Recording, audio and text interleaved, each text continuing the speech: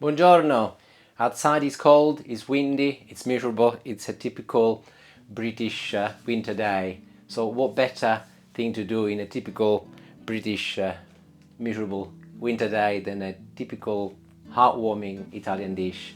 I'll be cooking pasta e lenticchie, which is lentils pasta, and traditional Italian dish which it's really delicious. I've got pretty much all of the ingredients in front of me, but I will go through as I cook. It's a very simple dish, as most of the dishes I try and cook, and let's get going. I'll start by making a soffritto. Soffritto is a typical Italian sauté, and it consists of carrots, onion and celery. I will be making a large batch, as I will be keeping some to have as a soup as well. I've already cleaned and peeled my vegetables. Ensure that you do them nice and fine. With the celery, start from the bottom and peel off the skin, as this can be very unpleasant when you're eating. I would do that with anything you're doing with celery, because it's quite intrusive. I always leave the onions for last, as well as making a mess on the chopping board. It doesn't matter because I'll be cleaning shortly. I do not have to get emotional for the entire performance. I've got a large cast iron pot here. I've got it, so I'm going to use it. They are my favorites because actually they retain the heat for longer and they're quite economical, as I will be turning the heat down. But you can use any stainless steel pot as well. It doesn't have to be a cast iron one. That would be perfectly okay as well. So I'll be putting a little olive oil at the bottom. Turn the heat up high and add in your chopped vegetables. Let them come to a sizzle and stir them for a good couple of minutes. I managed to get the word stir correctly. I tend to say steer, and Julie and I have got this thing about it. It's one of those words where there are two meanings and I keep getting it wrong. There are similar words in Italian actually, where Julie is the same. I'll give you an example. The word anello, which means ring, and agnello, which means lamb, like in bear lamb. And she get that wrong, so we have this ongoing joke. Anyway, she will be very proud that I got the word stir correctly in this case. Next I will be adding some chili pepper. This is mild chili pepper. And also I've got some chili flakes. I will be using both today because they got different aromatic bands, and to add the different texture. But I will be not too generous because Julie don't like them particularly, and so we have an agreement. So chop it very finely. Hopefully Julie will not notice. And we add it, and also just a few chili flakes. So the vegetables are seasoning, and I've got here 350 grams of lentils. There were 350 grams when they were dry. I have soaked them overnight for 12 hours, and I'm not going to drain the water. You can also use lentils that do not require soaking. In this particular case, that's all I could actually find and have in the house. And these are green lentils, but you can use any lentils and they will be perfectly okay. I have drained them, and I'm not going to add into the vegetables, which have been sizzling for now a good 3 minutes. Stay still on a fairly high temperature, and I'm going to be adding a little water. Not a lot at this stage, literally this is about a half a glass, and it is also warm water. As I've used the soaked lentils, they've bulked up, and I've only added half a glass of water. If you are using dry lentils, just add a little bit more than half a glass. The onions have had a very emotional effect of me, as I'm looking as if I'm crying. I'm not, I'm quite happy. I know what I'm going to be eating. You can place the lid on to speed it up so that it reaches a boiling point much quicker. The little water that I've added is come to the boil, and as you can see, the majority is lentils and vegetables.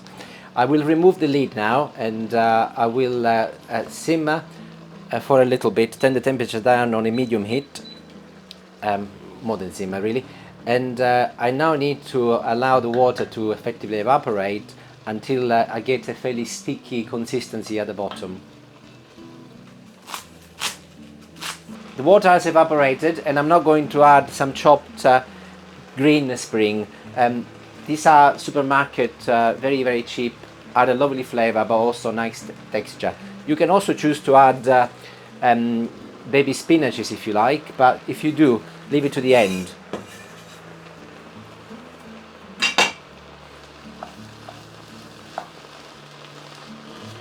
Keep mixing, and also I will be adding a bay leaf. I just picked it from the garden. Very fresh. 1 tablespoon of tomato puree. Again, this is optional. I like it because it gives a lovely colour but also a little bit of a punchy flavour. Next, I will be adding some cherry tomatoes. A little tip, we buy this from the supermarket, sometimes we buy too much, and what I do when they're getting close to the use by date, I just put them in the freezer, and as you can see they are rock hard, so and then I use them when I do things like this. Ideal really, and I just put them in as they are, and they will be cooking with the rest of the mix. I will be filling the pot now with previously boiled water. This was boiled about 10 minutes ago, so it doesn't have to be absolutely steaming hot, but it is good if it's at the very least warm, as it will come to the boil much quicker. And what I tend to do as a guide, I tend to stop when I'm about 1 or 2 centimeters above the top of the vegetables. I have not added any salt yet, so I'm going to put a little salt and of course some pepper. One final tip before we leave it alone, Parmesan cheese or Parmigiano. This is a new piece, but I just wanted to show you what I do. I'm going to remove the end part of the cheese, what normally goes in the bin, there like this, and I'll keep this for later. The rind, and I will give the bit at the back a little clean, and I clean it by using the cheese grater so that I remove just the top layer there, and I will add it to my mix, and this will give everything a beautiful flavor and taste, and just let it cook. Clearly I've just opened a new one, but what I tend to do, if I've got any left over, I clean them and I put them in a container and I put them in the freezer, and whenever I do anything like this I just use them. Lovely, no waste. Put the lid on, put it on maximum temperature until it reaches the boil.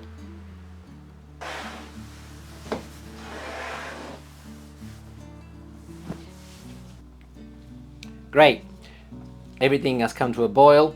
I'll give it another little stir, and I will put the lid on and turn the temperature on a low heat on a number 3 there, and I'll let them simmer for 40 minutes.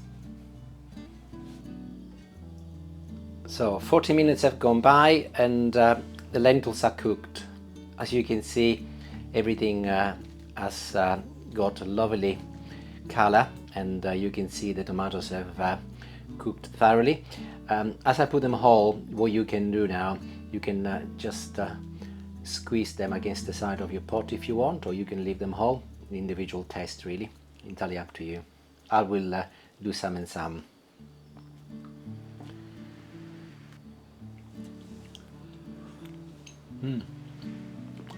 I have cooked some macaroni pasta, only a little, as this is for the benefit of the video. I've partly cooked it. It's 3/4 there. It's even before al dente at the moment. I'm going to pour the pasta in my strainer and I put it back in the pot. As I mentioned earlier, I've made quite a large batch, so I do not want to put pasta in here. What I'll do, I'll do enough to really cook what I need with the pasta. So I'll get a scoop of lentils and some of the lovely water, maybe some greens as well, and I'll leave the rest. You can choose to use also potatoes, so you could actually put some potatoes in here and avoid pasta if you didn't want the pasta, or you could just have them as they are, which is what I will be doing eventually with the leftover. I tend to have them as a snack for lunch, or indeed as a meal for dinner. So effectively I'm now finishing the cooking of the pasta with the lentils, so that the pasta will absorb some of the lovely juice as it cooks. And there it is, it's ready. I've got a little bowl ready here. Just pour it in.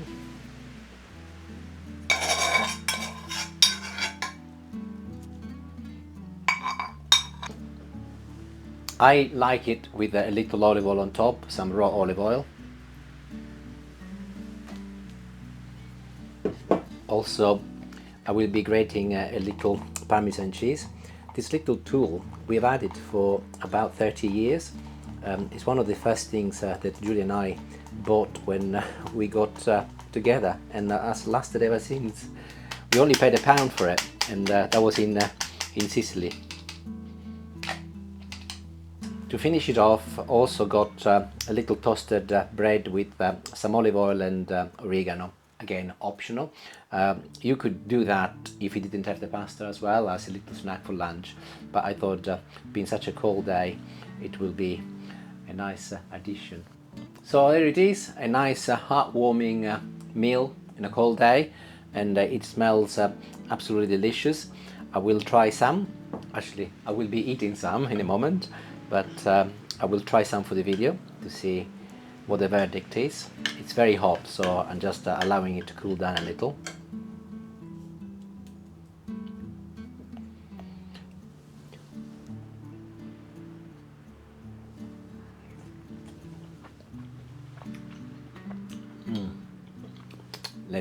Definitely, it's really lovely, really nice, really decent meal.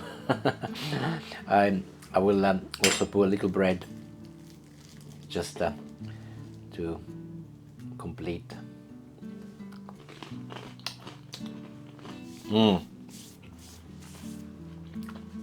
Top notch.